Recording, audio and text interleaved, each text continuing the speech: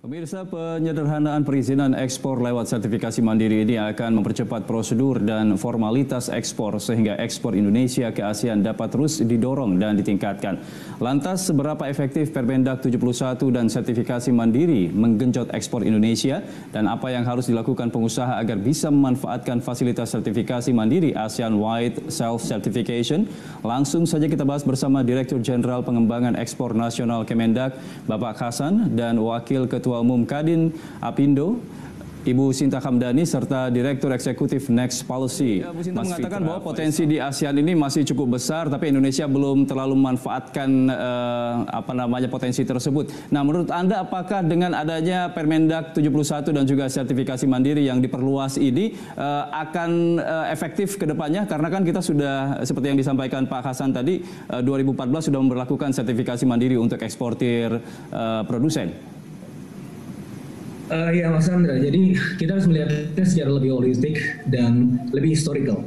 Jadi kalau kita lihat dari tahun 1967, intra-regional trade share dari ASEAN itu sebenarnya cukup mandek gitu ya. Bahkan saya ingat sekali pada tahun 2011 saya hadir waktu itu di Tokyo teleconference juga dengan Surin Pitsuwan, Sekretaris Jenderal ASEAN, yang waktu itu mentargetkan pada tahun 2011 dengan ada ASEAN Economic Community, dia bilang begini, with ASEAN Economic Community yang kita akan hadapi beberapa tahun ke depan katanya, kita mentargetkan adanya keterlibatan atau keterikatan ASEAN yang lebih dekat gitu ya, kedekatan ASEAN yang lebih intensif ya, yang ditarget ya, waktu itu targetnya adalah 30% intra-regional trade share.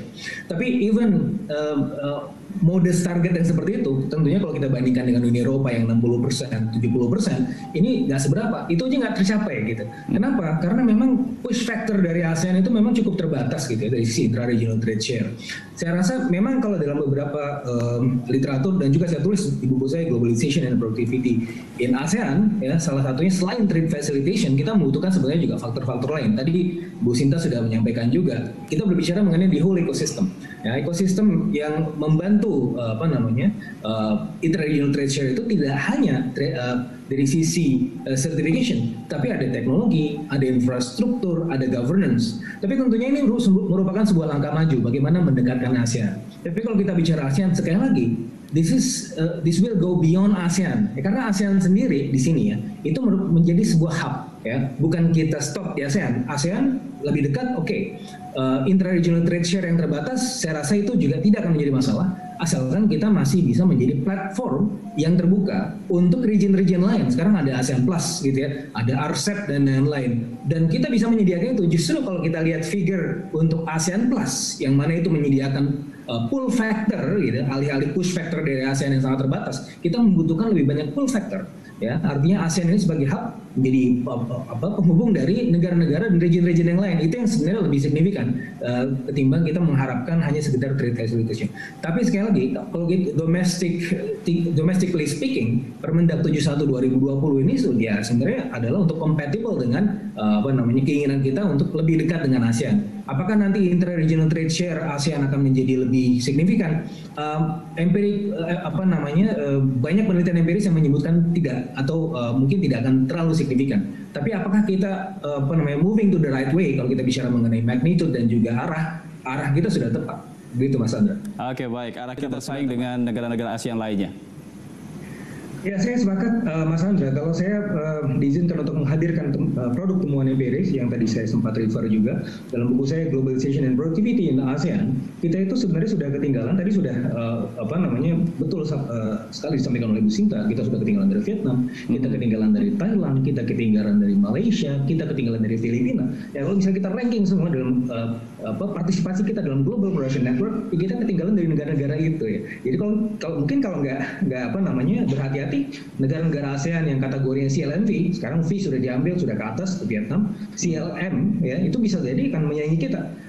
Kemarin saja Myanmar ya, kalau kita hitung dari tingkat produktivitas ya, pertumbuhan produktivitas itu sudah merupakan salah satu yang paling tinggi di ASEAN. Sementara Indonesia itu merupakan salah satu yang paling rendah di ASEAN. Nah, karena kalau kita lihat memang permasalahan mendasar sebagaimana disampaikan Bu Sinta tadi adalah economies of scale. Apa saja produk-produk economies of scale-nya? Kita bicara mengenai dalam hal ini adalah labor cost. ya, productivity. Kita juga bicara di sini trade cost. Di sini kita juga berbicara mengenai infrastructure.